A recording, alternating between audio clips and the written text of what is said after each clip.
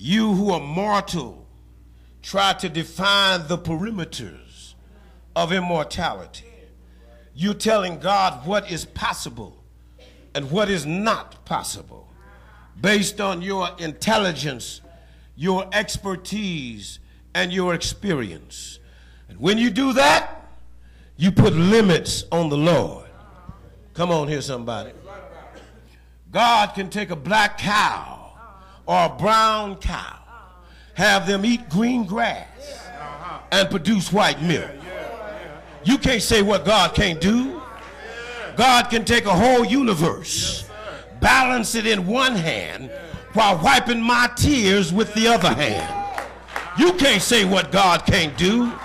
God can take what men meant for evil and turn it into good. God can take a crooked stick and still hit a straight lick. God can take a negative and turn it into a positive. God can take a stumbling block and turn it into a stepping stone. God can take your midnights and turn them into noondays. God can take those who are victims and turn them into victors. God can take a former black African descendant from Kenya and turn him into the president in a country that's still based on color. God can take the weeping that may endure for a night and turn it into the joy that comes in the morning. God can take murderers and turn them into ministers. God can take drunkards and turn them into deacons. God can take a crucifixion and turn it into a resurrection. You don't know enough to say what God can't do.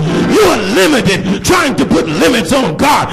There is no limit on what God can do. God can do anything but fail. When you say it's impossible, you're saying God is a liar. Well, I want to tell you something on this Easter Sunday morning. I want to tell you something on this Resurrection Sunday morning. You might say it's impossible, but I once was dead in sin and Christ raised me up. Yeah, he touched me this morning with his finger of love and started me on another day. Anybody in here glad about Jesus? How are you saved? By the death, burial, and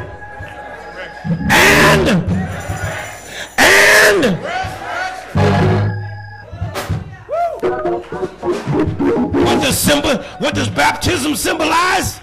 It symbolized the Lord's death, the Lord's burial, and the Lord's resurrection. And when you say it's impossible, you're therefore calling God a liar. Well, and you're canceling out your own salvation. That same Paul goes on to demonstrate the same chapter. If God didn't get him up, you are not saved. We have nothing to preach. The choir has nothing to sing. And you don't have nothing to believe. You can just go on to hell with no hope of God's mercy. You're canceling out your own salvation. I can't say I'm saved if Jesus is still dead. I can't say I'm sanctified because Jesus is still dead. No, I can't say I got a new home over in glory. The Lord's going to prepare a place for me in my Father's house and many mansions. But I can't say that because he's still in the ground. We have gone nowhere. I can't say I got a new home over in glory. And I'll never get to glory because Jesus is still dead. Well, if when you say it's impossible, and what he's saying, if I say it's impossible, I'm canceling out my own salvation. And my, it's not what I think that counts. It's not what you think that counts. It's not what some church members say that counts. It's not all what anybody says that counts. It's what God says that counts. And God said he got up. God said he still lives. God said he still got all power in heaven and earth in his hand.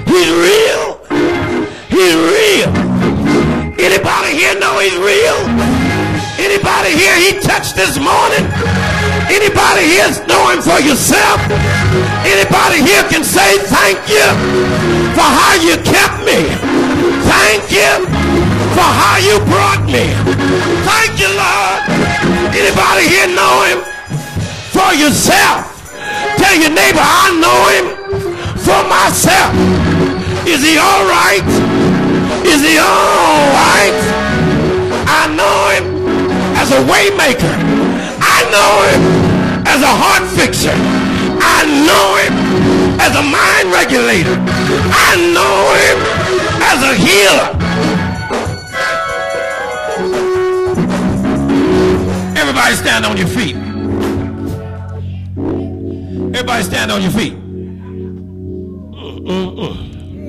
I'm going to wake some of you folk up now. Some of y'all still sleepy. But it's light outside now. You can wake up. Hello, somebody. See, you got to know him for yourself. You got to know that God raised him from the dead. He's still he's not still in the ground.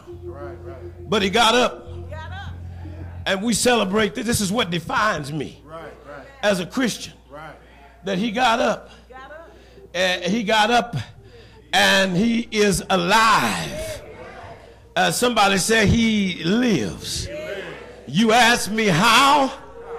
I know he lives. Woo! He lives. I'm glad I can say he lives. I'm glad I can say that he lives.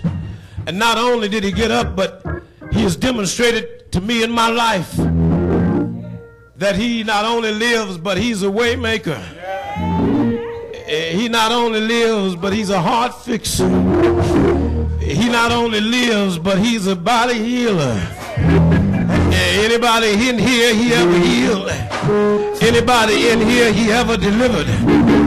Don't you know him for yourself? I'm glad that I know him for myself. I'm glad that one day when I was down that he lifted me. I'm glad that I know him, that he brought me from a mighty long way. I'm glad that I know him, cause my soul looked back and wondered how I got over. I thank you, Jesus, for what you did for me. I thank you for getting up out of that grave. Not just getting up, but with all power in heaven and earth in your hand.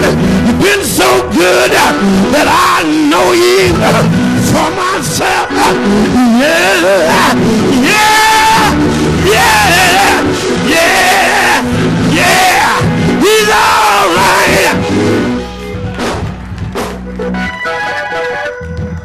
And every time I need him, anybody in here ever needed him?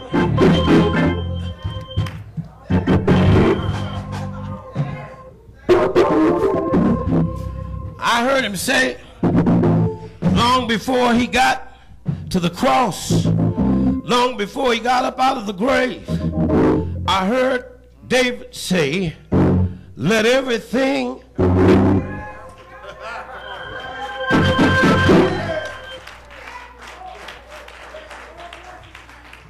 let everything. Now wait a minute. Now wait a minute. Ain't this Resurrection Sunday? Some of y'all in here still talking about it's impossible.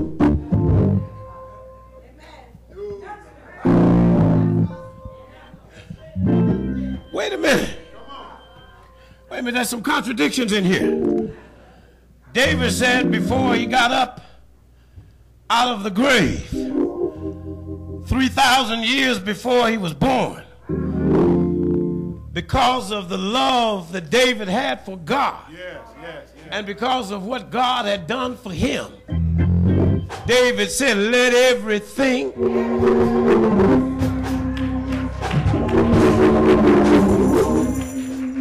now there's some breathless people in this place. Well, if you know like I know